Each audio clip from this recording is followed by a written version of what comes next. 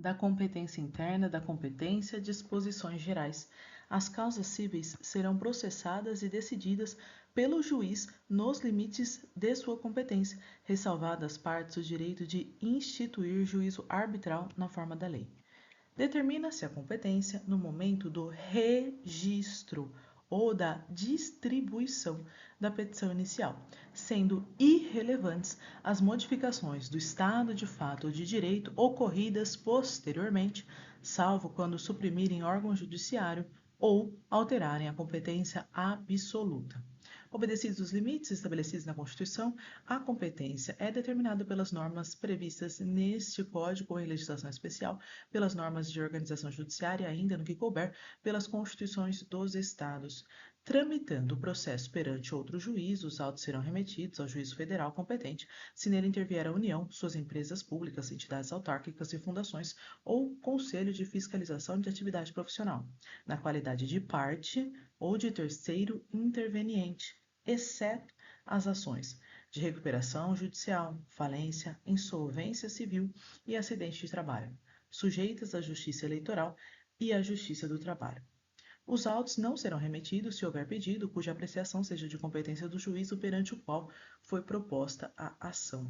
Na hipótese do parágrafo 1º, o juiz, ao não admitir a acumulação de pedidos em razão da incompetência para apreciar qualquer deles, não examinará o mérito daquele em que existe interesse da União, de suas entidades autárquicas ou de suas empresas públicas. O juízo federal restituirá os autos ao juiz estadual sem suscitar conflito se o ente federal, cuja presença ensejou a remessa, for excluído do processo.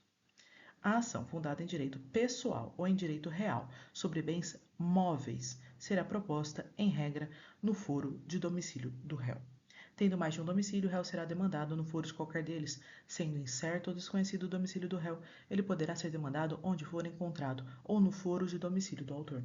Quando o réu não tiver domicílio ou residência no Brasil, a ação será proposta no foro de domicílio do autor e, se esse também residir fora do Brasil, a ação será proposta em qualquer foro. Havendo dois ou mais réus com diferentes domicílios, serão demandados no foro de qualquer deles à escolha do autor. A execução fiscal será proposta no foro de domicílio do réu, no de sua residência ou no do lugar onde for encontrado. Para as ações fundadas em direito real sobre imóveis, é competente o foro de situação da coisa.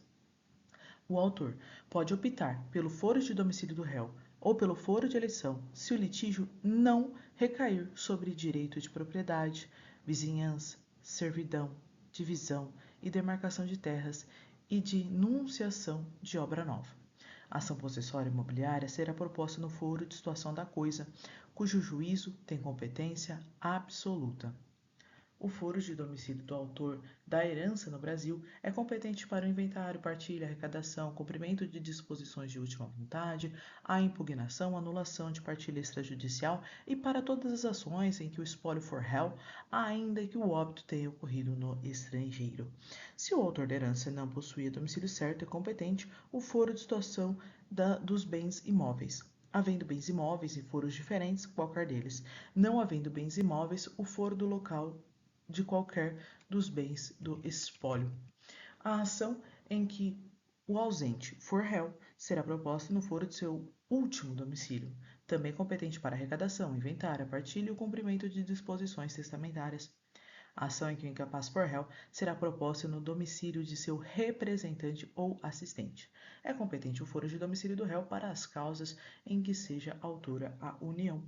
Se a União for a demandada, a ação poderá ser proposta no foro de domicílio do autor, no de ocorrência do ato ou fato que originou a demanda, no de situação da coisa ou no Distrito Federal. É competente o foro do domicílio do réu para as causas em que seja autor o Estado ou Distrito Federal.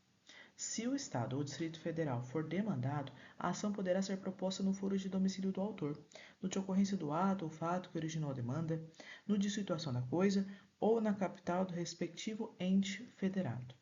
É competente o foro para ação de divórcio, separação, anulação de casamento e reconhecimento ou dissolução de união estável, de domicílio do guardião de filho incapaz, do último domicílio do casal, caso não haja filho incapaz, de domicílio do réu, se nenhuma das partes residir no antigo domicílio do casal, de domicílio da vítima de violência doméstica e familiar, nos termos da Lei Maria da Penha, de domicílio ou residência do alimentando, para a ação em que se pedem alimentos, do lugar onde está a sede para a ação em que for ré pessoa jurídica, onde se acha agência ou sucursal, quanto às obrigações que a pessoa jurídica contraiu, onde exerce suas atividades para a ação em que for ré sociedade ou associação sem personalidade jurídica, onde a obrigação deva ser satisfeita para a ação em que lhes exigir o cumprimento, de residência do idoso, para a causa que verse sobre direito previsto no respectivo estatuto,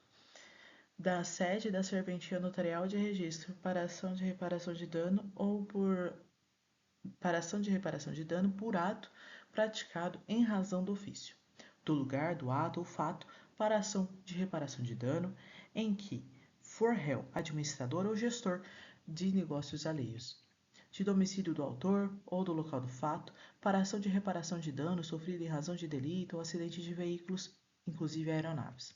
Modificação da competência. A competência relativa poderá ser modificada pela conexão ou pela continência, observado o exposto nesta seção.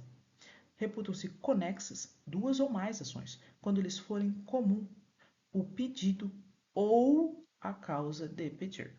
Os processos de ações conexas serão reunidos para decisão conjunta, salvo se um deles já houver sido sentenciado. Aplica-se o disposto no caput à execução de título extrajudicial e à ação de conhecimento relativa ao mesmo ato jurídico, as execuções fundadas no mesmo título executivo. Serão reunidos para o julgamento conjunto os processos que possam gerar risco de prolação de decisões conflitantes ou contraditórias, caso decididos separadamente, mesmo sem conexão entre eles. Dá-se a continência entre duas ou mais ações, quando houver identidade quanto às partes e a causa de pedir, mas o pedido de uma, por ser mais amplo, abrange o das demais. Quando houver continência e a ação continente tiver sido proposta anteriormente, no processo relativo à ação contida será proferida sentença, sem resolução de mérito. Caso contrário, as ações serão necessariamente reunidas. A reunião das ações propostas em separado far-se-á no juízo prevento, onde serão decididas simultaneamente. O registro ou distribuição da petição inicial torna prevento o juízo. Se o imóvel se achar situado em mais de um estado, comarca, seção ou subseção judiciária, a competência territorial do juízo prevento estender-se-á sobre a totalidade do imóvel. A ação acessória será proposta no juízo competente para a ação principal. A competência determinada em razão da matéria, da pessoa ou da função é inderrogável por convenção das partes. As partes podem modificar a competência em razão do valor e do território, elegendo foro onde será proposta a ação oriunda de direitos e obrigações. A eleição de foro somente produz efeito quando constar de instrumento escrito, aludir expressamente a determinado negócio jurídico e guardar pertinência com o domicílio ou a residência de uma das partes ou com o local da obrigação, ressalvada a pactuação consumerista, quando favorável ao consumidor. O foro contratual obriga os herdeiros e os sucessores das partes. Antes da citação, a cláusula de eleição de foro, se abusiva, pode ser reputada ineficaz de ofício pelo juiz, que determinará a remessa dos autos ao juízo do foro de domicílio do réu. Citado, incumbe ao réu alegar a abusividade da cláusula de eleição de foro na contestação, sob pena de preclusão. O ajuizamento de ação de juízo aleatório é entendido como aquele sem vinculação com o domicílio e residência das partes ou com o negócio jurídico discutido da demanda, constitui prática abusiva que justifica a declinação da competência de ofício. Da incompetência. A incompetência, absoluta ou relativa, será alegada como questão preliminar de contestação.